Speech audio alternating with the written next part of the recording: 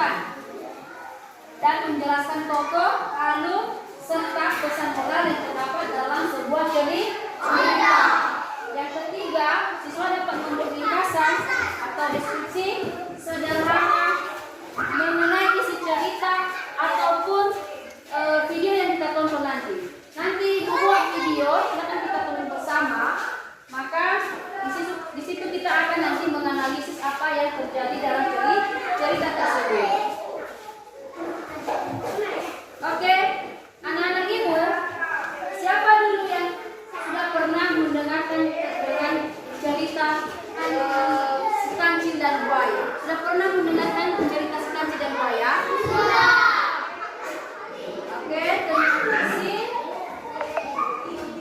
Kalau seperti itu, kalau sudah pernah kita mendengarkan tentang cerita si kancil dan buaya, maka siapa yang tahu tentang apa definisi dari cerita rakyat dulu? Siapa yang tahu dengan definisi cerita rakyat?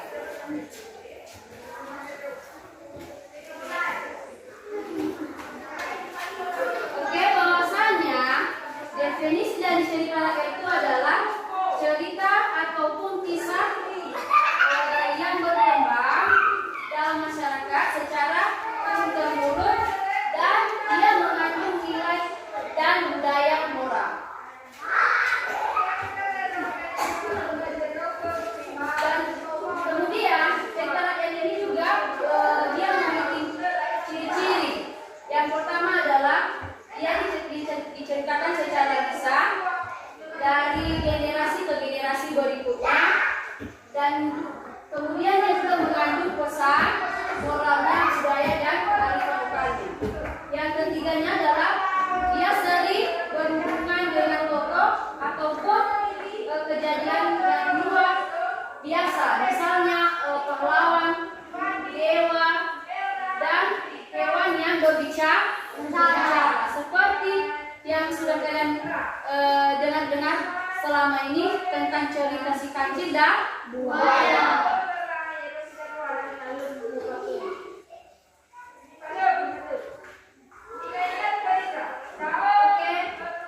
Kita akan menonton video si kancil dan buaya ya.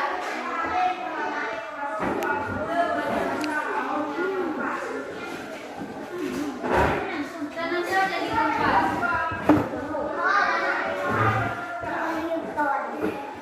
Oke.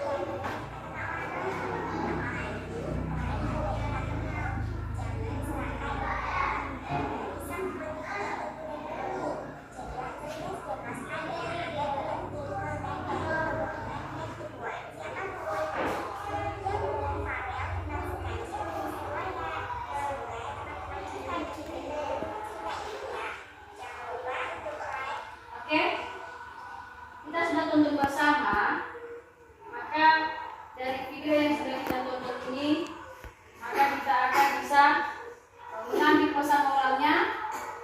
Yang pertama tadi,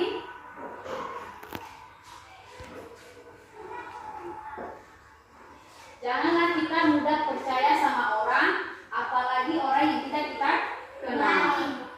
Nah, jadi dari pesan moral ini, dari video yang sudah kita tonton ini, kita ada nanti tugas kelompok.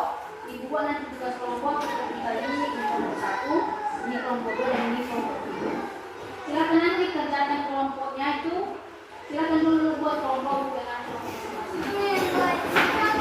Angkat kursinya dan sampai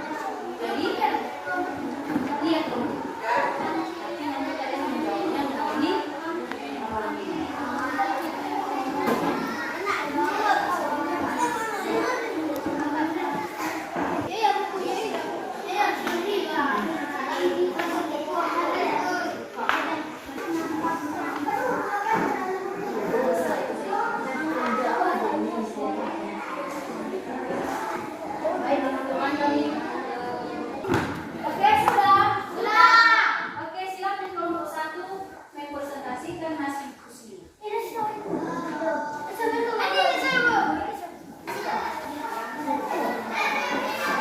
Kan besi, kemudian besi. Oke, silakan dengarkan kelompok 1.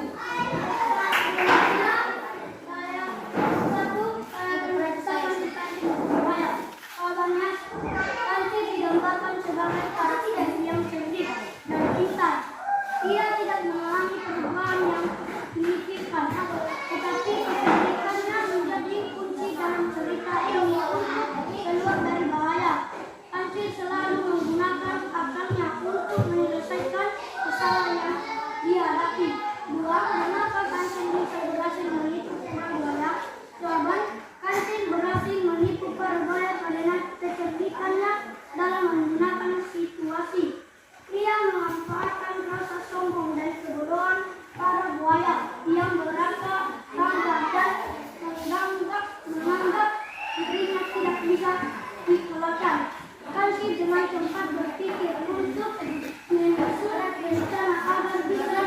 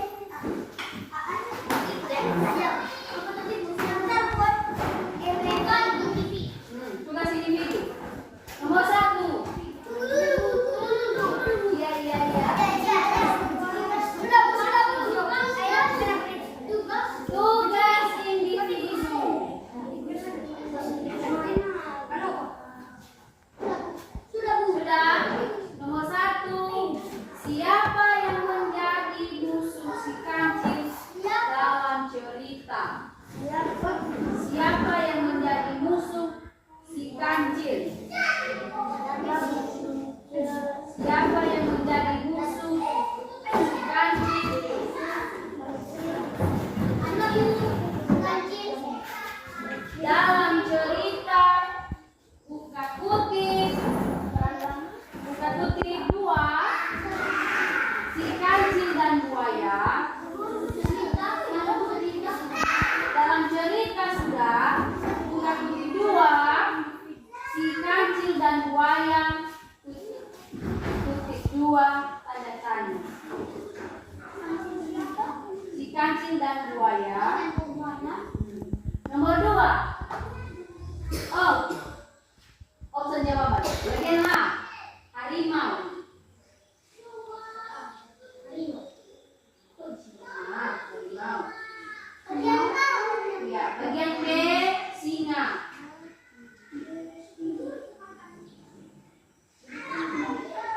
Bagian C, buaya.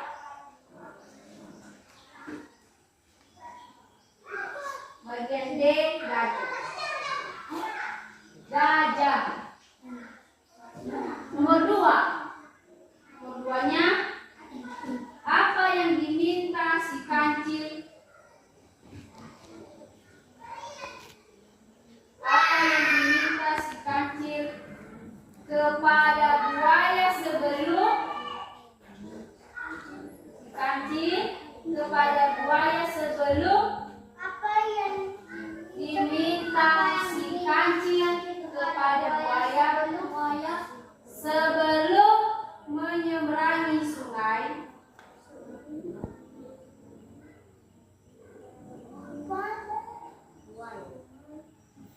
Sebelum menyeberangi sungai. Titik-titik bagian A. Bagian A-nya membuat perahu.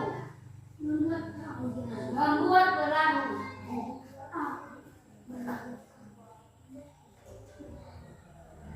Bagian D, mengatur barisan buaya. B, mengatur barisan buaya. C, memberi makanan.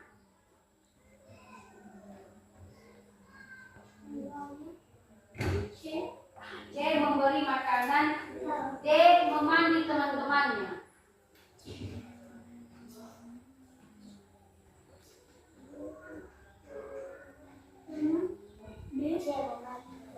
D, memandi teman-temannya.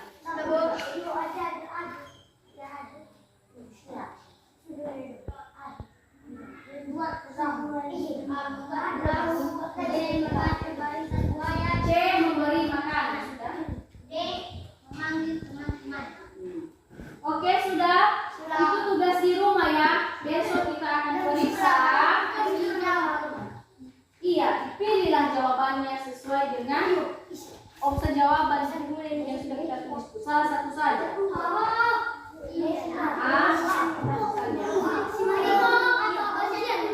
Iya. Di kolom saja. Oke, itu saja dulu tugas kita. Silakan dikerjakan di rumah. Besok kita akan periksa. Dan sebelum kita pulang, anak ibu ini membawa kita dalam doa.